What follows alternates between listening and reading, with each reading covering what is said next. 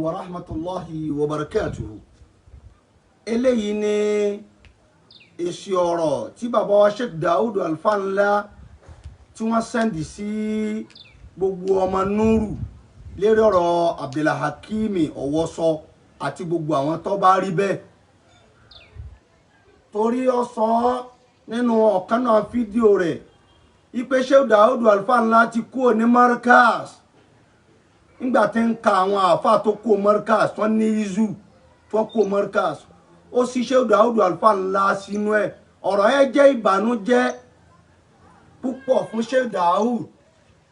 Ẹni tó bá nídìí orin òní, ẹni tó bá nídìí ẹ̀ kó pe ẹni ọmọ Núrù pátá ipe kí ni stáǹdì Sheikh Dawood Alfa ńlá lérí Abdul Hakeem Owosho àti atrocity rẹ̀ tí ń ṣe ní social media. Bàbá ní ó jẹ́ ìbànújẹ́ gbà fáwọn pẹ̀lú wípé oore ń dé àwọn ògbúrò rẹ̀, ìdàkejì náà ń dé àwọn ègbúrò ẹ̀ tí bá ń dákọ̀ àwọn social media. Ó fẹ́ bá àwọn ló kọjẹ́ ni o lérí ọ̀rọ̀ Markaz àwọn oníṣù. Orin yìí bàbá Sheikh Dawood Alfa ńlá ló ní ẹni bèrè ẹni wú ẹ̀. Ìwọ tó bá ń lọ nídìí ẹ̀ ó lè pè mí, ó lè pe gbogbo ọmọ tó bá gba Nurul Islam kọjá ipe kí ni àsọlẹ̀ Sheikh Dawood Alfa ńlá òòrè fẹ́ni tó bá lóun nídìí kí bàbá jáde. Bàbá ní ana Dawood, èmi ni Dawood Alfa ńlá. Ẹ̀rọ pẹ̀ sọ pé adamallahu hayatahu, adamallahu hayatahu àfiyatahu wa afiyatahu. Àlékún ẹ̀mí gúngún, àlékún àlàáfíà ara ọlọ́mọba àṣẹ ń bàbá. Ẹni ìzù tó bá ti jọ́rọ̀ Markaz bàbá èmú kéke o, bàbá èmú kéke o. Pọ́ ọmọ bá ti bìlọ́ǹgì sẹ́gbẹ́ mi bàbá jáde,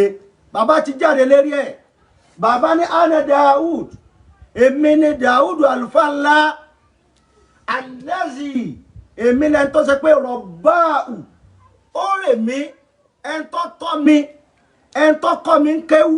ẹni tó rè mí tó sọ mí di bí mo ti dà yìí. Ta lẹni náà? Mọ́nìsítọ́fà Allahu, ẹni tí Ọlọ́run bá bùn ní ìwà tó mọ́ni, ẹni tó lọ́n bùn ní ìwà Nábì Muhammad ni. Kúlíkọ́n, ẹni tó lọ́n bá sàlẹ́sà ní ìwà. Ta bá ní ìwà wo kí wọ́n ní bẹ lára àfa àwọn tí ṣe Sheikh Adam, òun náà ni Salafiyan, ìwà wọn sálàfù sọ̀lẹ̀. Bàbá ní èmi Dáúdà ní sọ̀rọ̀ yìí, èmi kí mo lórí o, Sheikh Dawood ni o,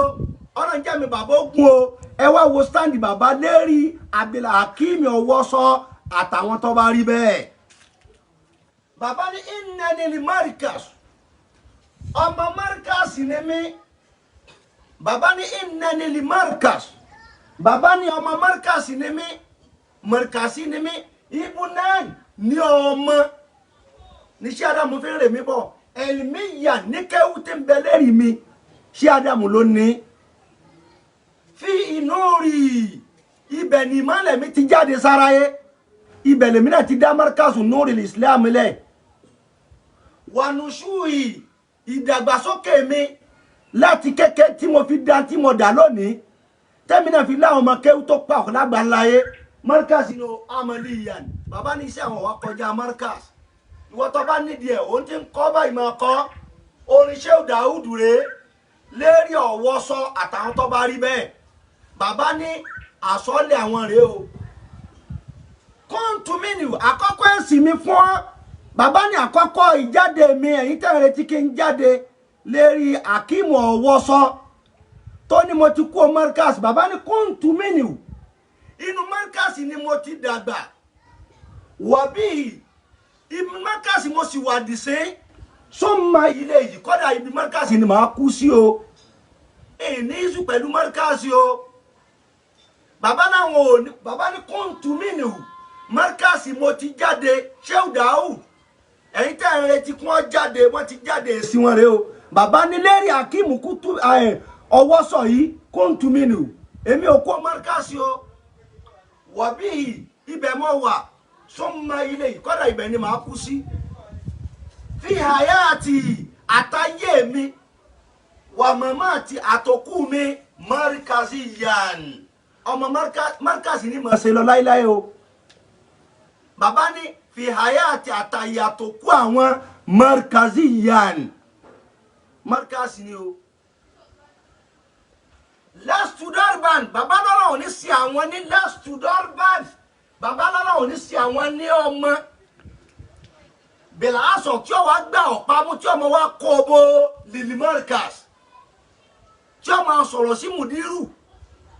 débi tí ọmọ tí ó fi aṣọ pé mùdírù ní kìláàbù ó láwọn ajá tí ń já sí mùdírù o bàbá tí ń sin àwọn ajá ni bàbá lọ́rọ̀ ò ní sọ àwọn bẹ́ẹ̀ o bí màkọ́lí kò ní wá lẹ́nu àwọn wọ̀fẹ̀ áàlì bàbá ní kò sì ní wá nínú wà àwọn selbiyan táwọn máa wá jẹ́ sálíbù problem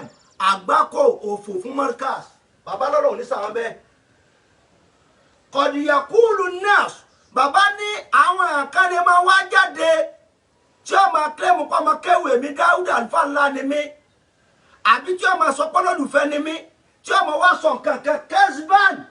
ní irọ́ nípa pé mo ti kó mọ́ríkàsì àbí mo ní ìṣù pẹ̀lú mùdírù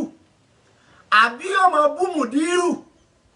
àbí ó máa sọ̀rọ̀ sí mùdírù wọ́n tira àn àdáparọ́ yọ̀ mọ́ hún wàmírà àn ọ̀rọ̀ táyà yọ̀ mọ́ dá òtún pa àgbésí ayé mi àti àkídà mi wàríyá àn àbí yọ̀ mọ́ wá sọ̀rọ̀ kárí mi muftari yàn irọ́ ti ń pa bàbá náà kan lè máa sọ ń pa mi bẹ́ẹ̀ kò rí bẹ́ẹ̀ o bàbá ní ìtú wọn sọ lítìláàbì rísíkì bóyá owó ní ń tọrọ bóyá báárà ní ń tọrọ bóyá ilẹ̀ ní ń tọrọ bóyá gbajúmọ̀ náà ń wá ọfẹ́ káráyọ̀ mọ̀ ọ́n wọ̀lfọ́dìlìmọ̀ bàbá ní bóyá torí owó nífi ń parọ́ mọ́ ìmì Dáúdà bóyá torí kóná ọmọ rílẹ̀ kan gbà bóyá kóná ọmọ ráhùn yẹn gún lówó ó fẹ́ bà ìpìlẹ̀ mi jẹ́ ó fẹ́ bà àjọṣe mi àti mùdírù jẹ́ ó fẹ́ bà mí ló kọjá wájú mùdírù ó fẹ́ bà mí jẹ́ àṣeyọrí tèmi ti ní pẹ̀lú ṣé Adam mú nídìí sí bàbá ní tí ń fi torí ẹ̀ lítìláàbì rísíkì bóyá torí owó tí ó tọrọ wọ̀lfọ́dìlìmọ̀ àbówó kan àbọ́là kan ni lìyọ̀ ádìl gẹ́ìrà ádùwádì àsàdìyàn tí ọmọ wa tako ìpìlẹ̀ mi láti máa rá àwọn owó gbà lọ́dọ̀ àwọn ọ̀tá ìpìlẹ̀ mi lọ́dọ̀ àwọn tí ò fẹ́ràn mùdírù Sheikh Dawood ní sọ o bàbá ní sọ̀rọ̀ yìí o bàbá bari Sheikh Dawood Alfa ńlá min Abdul Hakeem Owosho bàbá làwọn bọ́ra ń bẹ̀ kama bari azihibu min dami ibn Yaqub àwọn bọ́pá bọ́sẹ̀ ń pa àgbésí ayé rẹ o àjọṣepọ̀ jọmọ kí ó sàfà kò sí láàrin àwọn àti ẹ̀ kò wúlò fáwọn kèé pe àwọn kèé béèrè àwọn tí bá dàkọ̀ èmi Dáúdù Alfa ńlá gbogbo ìgbà lórí social media ó fẹ́ máa fi gbowó ni o bàbá ní ádẹ́tolùgùn nínú tẹ́mọ̀ àwọn aláìnílàákàyè nínú tẹ́mọ̀ mọ́ ni tìráwù límọ̀dì kọ́ máa yan àwọn kan kọjọ́ yan àwọn ẹgbẹ́ mi kọ́ máa bá àwọn ẹgbẹ́ mi ṣe fìtọ́lábìlì máa ń sìbì bóyá òun náà ń wá pò kan lọ́dọ̀ wọn ni bóyá ń wá owó kan lọ́dọ̀ wọn ni síran yóò máa lé ní kọ̀kọ̀ wọ àlàníyàn yóò máa lé gbangba ọ̀rọ̀ bàbá ni o bàbá ni mú kíbi wọlé àkà yóò máa wá bẹ́ẹ̀ lómi jẹ́ fi kàlkọ́tì níbi tí bá ti ṣe prógrámù ẹ̀ kálíkọ̀ rẹ̀ yóò máa bá ẹlòmíì jẹ́ kọ́dà núwa rẹ̀ yóò máa bẹ́ ọ fẹ́ bà mí ló kọjẹ́ láti fi lè máa rí nǹkan gbà ní o bìgúrúrin bàbá ní ọ̀rọ̀ ọ̀tẹ̀jẹ́ ní sọ o wàkìdáìn ètè ní ń dá o sẹ́fṣẹ̀tì yàn ìwíkúwí ní ń wí pa àwọn o ìwíkúwí torí bí mùdírù ti ń gbé ọtí àwọn lọ́rùn ó gbé Markaz kọjá bí tí ṣé Ádámù gbé lé bí Markaz ọba ga kódà kí gbogbo àwọn tí ṣé Ádámù kó wá sí àkàlẹ̀ lé káwọn ọmọ bẹ́ẹ̀ náà gbà àwọn ò lè rí ṣe débi mùdírù ṣe dé yìí torí èmi níjọ̀gá èmi ní ìjà síwájú ọ̀gá méjì ò lè wọkọ̀ pọ̀ kálukú ń bẹ láàyè rẹ̀ wọn ò rí Markaz wọn ò ráyè wọn gbé débi Markaz gbé dé sẹ́ni tí ò rí tiẹ̀ ṣe débi tí mùdírù tí ò rí tiẹ̀ ṣe débi kó di jámíà ní àwọn alówó ṣe tẹni ẹlẹ́ni ibi mùdírù ṣe dé pẹ̀lú ṣé Ádámù yìí ọtí àwọn lọ́rùn bàbá ń sọ o bàbá ní kí ló fà táwọn fi dúró díẹ̀ wọ́n fi wà lérí ẹ̀ wọ́n ní Markazul headquarter Markaz Agége tí bàbá mudiru adamallahu hayatahu ẹbí kí bá tí wọ́n ń jẹ́ mudiru bẹ́ẹ̀ wọ́n ní alahadi nabi ojú ọ̀dà nabi Muhammad lọ́wọ́ làwọn fi wà ń bẹ̀ o tó ti bá ti tún mọ kéwú táyé tó rí tiraka àwọn sì bá pé alahadi nabi ojú ọ̀nà náà ló sì wà ní o ṣẹ̀rẹ̀ àtàn ní ṣẹ̀rí àtọ̀ náà sunniyatan ní títà nabi Muhammad lẹ́ṣàfàhíyàn kése tẹnu o Markaz balance bàbá ní owó ní o bẹ́ẹ̀ni ká bá ń sọ̀rọ̀ pa mi owó ní ń wá ipò ní ń wá ìfẹ́ káyọ̀ kọ́ recognize ọjà bànújẹ́ àwọn ipò ọmọ àwọn ní trend pẹ̀lú àìmọ̀ kan ọmọ àwọn ní trend pẹ̀lú àìlẹ́kọ̀ọ́ ọmọ àwọn ní trend pẹ̀lú ìtakò Markaz ọmọ àwọn ní trend pẹ̀lú ìbànújẹ́ báyìí ọjà bànújẹ́ àwọn o kò sí ìwúlò lára rẹ̀ bàbá ní pẹ̀lú kọ́ọ̀dì fọ́ọ̀nù àti wábà mi lé ni bàbá fi júwe ẹ̀ orin wọn wá rèé tó bá nídìí ẹ̀ kó pé ẹni núrù mo pè èmi kí mo rọ orin Sheikh Dawood rẹ o bàbá ní Markazun Nur ilé kí ó tẹ̀mí náà wá dálé alẹ́ àṣàrì ń fọ́lọ́ headquarter ni o. Bàbá ní núrù tí mo dálẹ̀ Markazun Nur núrù tẹ̀mí náà dálẹ̀ tí jẹ́ Markazun Nur l'Islam ìsàlẹ̀ ọjà Agége tọ́lọ̀ ń ṣe fẹ́mi náà alẹ́ àṣàrì ń fọ́lọ̀ tọ̀hún ni o ìtìdáhàn Markaz ní tẹ̀lé àtàwọn ọmọ mi wamtisalan Markaz ní ń fọ́lọ̀ Markaz àyè mudiru làwọn wà torí mudiru sí ẹ̀yìn òní débi tí ò sẹ́ni tó lè ṣe kí kálukú kó ara wọn jọ kí wọ́n máa bẹ́ Markaz wọn ò lè gbé Markaz débi tó ń gbé dé yìí bọ́ba wa rí bẹ́ẹ̀ ẹ wu àyè ẹnì kọ̀ọ̀kan wọn ǹjẹ́ wọ́n ráyè wọn ṣe kọjá bí mudiru ṣe dé ká tó wá ní tẹni ẹlẹ́ni wọn ò lè ṣe débẹ̀ o àwọn ń bẹ́ lọ́tọ́rọ̀ bá fẹ́ parí ẹ̀kọ́ bá wọn parí ẹ̀ àmọ́ pọ́ àwọn ní òtún máa wá dákun àbí àwọn afẹ́sì mudiru yá máa wá sọ̀rọ̀ sí mudiru yá máa ní mudiru ń ikú wí bàbá làwọn bọ́sẹ̀ pa ọmọ bẹ́ẹ̀ kò wúlò fáwọn o bó ti gbọ̀dọ̀ àwọn kọjá náà lọ́gbà Markaz headquarter náà kọjá o ó ti jọ́ yẹn gbẹ́ mi bàbá ní ó ti jọ́ yẹn gbẹ́ mi bàbá ló ti jọ́ yẹn ibòmí ó ti kú lórí ojú ọ̀nà àwọn bari Sheikh Dawood minu kama bari azibu min dami ibn Yaqub wọn làwọn bọ́pá bọ́sẹ̀ ń bẹ́ o bàbá wa ń parí ọ̀rọ̀ wọn lọ́wọ́ ní asta'inullah ń béèrè lọ́dọ̀ Ọlọ́run gbogbo gbà bin nasiri ni mo bí àánú Ọlọ́run àlékún àrísìkí àlékún owó àlékún ẹ̀mí gbogbo àlékún àlàáfíà àwọn ń béèrè lọ́wọ́ Ọlọ́run ní mùdírì fún àáfàá mi mùdírù fún àáfàá mi ibn Sheikh ọmọ Sheikh Adam mùdírì tẹ́tí gbọ́dọ̀ Sheikh Dawood bàbá ti sẹ́ndì ọ̀rọ̀ wọn sáráyé o wọ́n ti kọ wá sí àsọ́ọ̀lẹ̀ wọn kalẹ̀ fún gbogbo ọmọ àwọn o bàbá ní asta'inullah ń béèrè lọ́dọ̀ Ọlọ́run bin nasiri ni mo bí ìborí ọ̀tá àlékún àrísìkí àlékún àlàáfíà àlékún ẹ̀mí gígùn limudiri ibn Sheikh abadiya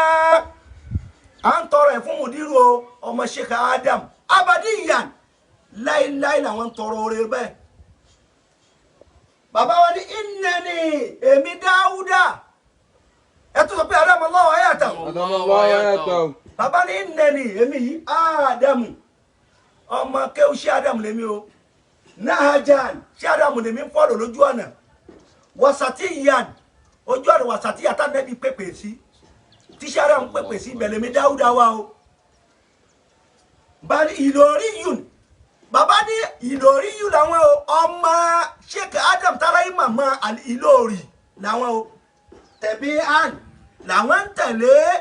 da'awiyan làwọn ṣe wà làwọn pépè sí orin yìí pọ̀jù báyìí lọ orin yìí ṣe kí ni ọ̀pọ̀ jù báyìí lọ bàbá Sheikh Dawood ló kọ́ wọ́n lọ mọ àwọn tí bá ń wíwíkúwí tí ń sọ̀rọ̀ sí Markaz ó ti jọ ẹgbẹ́ mi ń tó lè fà á ó lè jẹ́ torí owó torí kí wọ́n mọ̀ ń ọ̀nà ti dàrú má kí mú lọ́wọ́ ọ̀nà ti bàjẹ́ mọ́ lọ́wọ́ ẹni táráyé fẹ̀mí sí pé wàá ṣàtúnṣe òun náà yóò nípa kan gẹ́gẹ́ bí àwọn ọmọ núrù ti kópa dáadáa ní àmáyé rẹ̀ ti padà bàjẹ́ bàbá ti júwe rẹ̀ o bàbá làwọn bọ́pá bọ́sẹ̀ lọ́wọ́ ẹ̀ wasiyatu Sheikh Dawood Alfa Abdul Majid ẹlẹ́ha lílórí yìí káfàtà bàbá ní òun nìkan wá kọ́ ọmọ kọ́ fún gbogbo ọmọ núrù pátá gbogbo ọmọ núrù pátá làwọn kọ́ fún o bó tiẹ̀ káfọ́ ò ṣe bó tiẹ̀ káfọ́ sọ àsọ́lẹ̀ bó tiẹ̀ káfọ́ ò dúó ni wọ́n ń dúó yìí bàbá dúó nígbà tó ogun fi lé lójú ogun àtìgbà tí ogun ti lọlẹ̀ ó sì pé wọn ọ̀rọ̀ wọn já sọpẹ́ wọn balance Hakeem níbà àáfà òun wọn ò mọ̀ ṣe wọn ò mọ̀rọ̀ sọ wọn ò dá láhán ó yẹ kó máa sọ̀rọ̀ ó yẹ wọn máa fèsì ẹ wo bí ọ̀rọ̀ Hakeem já sí ó ti darí pò ṣe Hakeem ti dẹ̀ ń tára yín kọ́mẹ̀ntì nípa àbànújẹ́ lérí ẹ̀ Hakeem ti trend pẹ̀lú gabawa Hakeem ti trend pẹ̀lú balada Hakeem ti trend pẹ̀lú safaha Hakeem ti trend pẹ̀lú balada àti hamako lọ́mọ núrù bàbá ní kẹ́ sọ́dọ̀ mi nìkan ló ti kéwú ó tún lọ Markaz ìpìlẹ̀ náà àmọ́ wọn bá tó ké lọ́dọ̀ àwọn orí wúlò rẹ̀ orin àwọn rẹ̀ lérí rẹ̀ àtàwọn gbogbo ọmọ núrù pàtàkì ẹ̀ Hakeem nìkan àsọ́lẹ̀ àwọn rẹ̀ Ànábì ní kíkàrùkù ọmọ sọ àsọ́lẹ̀ fún àwọn ọmọ rẹ̀ àtàwọn mọ̀lẹ́bí rẹ̀ kọ́mọ sọ àsọ́lẹ̀ fún àsọ́lẹ̀ tàwọn rẹ̀ o haza wassalamu alaikum alaikum ẹ̀mí gúgú alaikum àláfíà fún bàbá mudirul Markaz Sheikh Habibullahi Adam Abdullahi Alilori àtàwọn náà alaikum ẹ̀mí gúgú Sheikh Dawood Alfa Abdul Majid ẹlẹ́ha Markaz oníbàjẹ́ ọlọ́wọ́ bá tún gbogbo tó bá ṣe ọlọ́wọ́ bá tún ṣe eléyìí ọjáde jáde kó fẹ́ máa tún ṣe láyé tiẹ̀ gẹ́gẹ́ lọ́kànlá wá bàjẹ́ wọn lẹ́yìn tó bá torí rẹ̀ fún àgbọn òun kí ọ̀jẹ́ ọlọ́run níjà lápàdà síbi kọ́ bá tọ́ sọ́nà o kọ́dọ̀dọ̀ládọ̀lá alámúbínà ọ̀nà rẹ̀ ti sọnù yẹ́nyẹ́ ó ti sọnù ó ti padà tẹ́ǹdì ọba àánú jẹ́ pọ́mọ núrù ni o ọba àánú jẹ́ pọ́mọ tó rí Sheikh Dawood ni bí ẹ tó rà nẹ́bí ọ̀rọ̀ tó tún sọnù lẹ́yìn tó rí Sheikh Dawood nínú wà nínú ẹ̀kọ́ nínú tẹ́rìbíà tó tún wá ṣe lu báyìí kó mọ fèsì Markaz àbálò ti jọ ẹgbẹ́ mi ni o ó ti kó lérí mọ́nájú àwọn ó ti kó lérí mọ́nájú mudir ó ti kó lérí mọ́nájú Sheikh Adam ó ti jọ ẹgbẹ́ mi ọlọ́run ò ní jẹ́ kí bàbá ó so ṣàṣedànù o ọlọ́run bá gbàdúrà wọn ìtí bàánú jẹ́ ọlọ́run bá sọ dídùn o ìbànújẹ́ gbà lélẹ́yìí kéèsè núrù ní síká o ó kéwú Markaz náà ẹ̀yìn Markaz ní ìdàdúà fún núrù náà ní ìdàdúà fún àwọn náà ọlọ́mọdé àánú ṣe rí bú. Assalamu alaikum wa rahmatullahi wa barakatuh.